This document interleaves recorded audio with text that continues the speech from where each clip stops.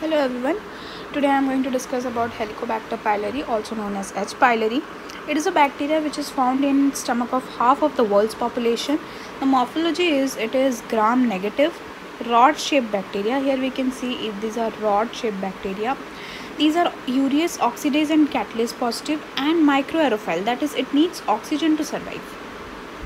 Histology is the inner wall of the stomach. It consists of mucosa. The mucosa consists of three layers, that is the epithelial, lamina propria, muscularis mucosa. Epithelial, its function is to absorb and secrete mucus and digestive enzymes. Lamina propria, the blood and lymph vessels, and muscularis mucosa, it contracts and break down the food. So how this H. pylori is gonna transmit it? There are three ways of transmission: fecal oral, gastro-oral and oral and oral through the contaminated food and water. The mechanism of its transmission. So in stomach, it migrates to the region where the pH is less acidic, because in high acidic medium the bacteria won't be able to survive. Then it releases virulence factors like urease. Then these urease, it creates urea, which brings the formation of carbon dioxide and ammonia. So mainly ammonia, what will it do is it will neutralize the acid medium and it will protect the H. pylori and help it in growing. So there can be chronic infection. Chronic infection like cytotoxin associated gene A, that is also known as CAG-A, the exotoxin vacuolating cytotoxin A, also known as VAC-A. These are the two associated genes which are responsible for the chronic infection of the H. pylori.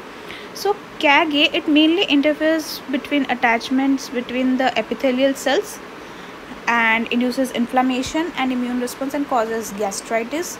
It can also cause the malt lymphoma in the B cells and adenocarcinoma of the gastric gland cells.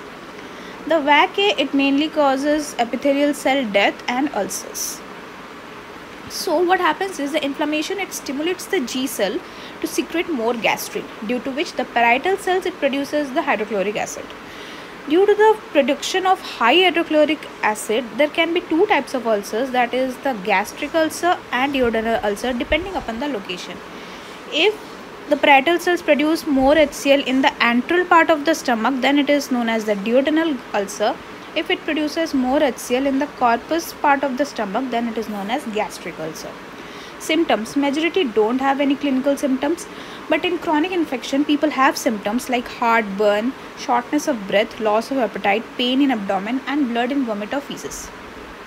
Diagnosis can be done through fecal antigen test, blood titers, urease breath test or upper gastrointestinal endoscopy or culture from the gastric biopsy. Treatment: without the clinical symptoms, H. pylori cannot be treated. So if a person is having a family history of GI cancer or clinical symptoms, if any one of these two are present, then it can be treated with the help of triple therapy. Triple therapy means triple, it is equal to 2 antibiotics plus 1 proton pump inhibitor. It is triple 3. So 3 is, these are the 2 antibiotics and 1 proton pump inhibitor. The 2 antibiotics are amoxicillin, clarithromycin and 1 proton pump inhibitor. So this was the definition and morphology of H. pylori, its histology, ways of transmission, mechanism, symptoms, diagnosis and treatment. I hope I cleared it all. Thank you.